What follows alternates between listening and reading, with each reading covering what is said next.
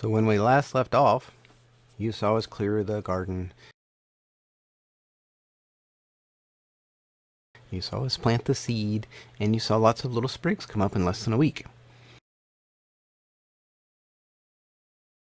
And then life got busy, and we didn't really pay attention to what was going on. We had 2 hurricanes.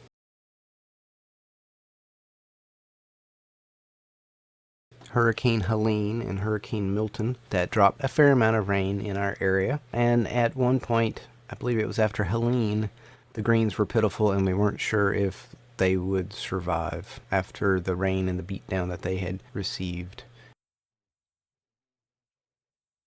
And that brings us to now.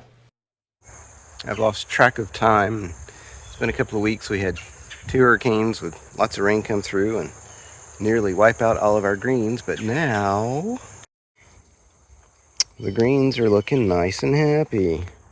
So the dark green should be rutabaga right there, and this whole row is rutabaga. The curly stuff should be mustard, the brighter green. Then we've got the random corn, and then we've got more rutabaga and a different type, not quite as frilly mustard, and then some more stuff over there. And then randomly we've got a tomato plant. And where did it go? I just saw it. Oh, right back there is a squash. Just arbitrarily coming up. But not bad. That's a pretty good representation of the greens that are, well, minus collards. And then there may be some turnips in there somewhere. I just don't remember.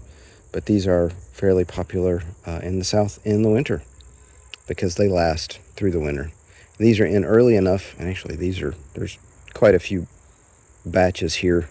These are in early enough that when the frost hits them, it won't bother them at all. The only thing that doesn't look like it came up is the chard,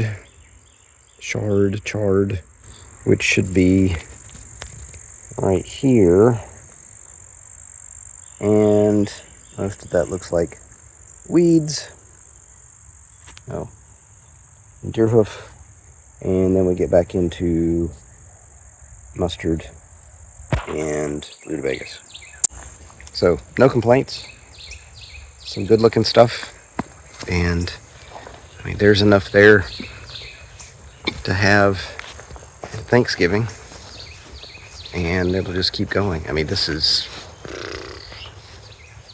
October 26th. So we got plenty of, I mean, there's plenty there for Thanksgiving. We could go ahead, park cook and freeze.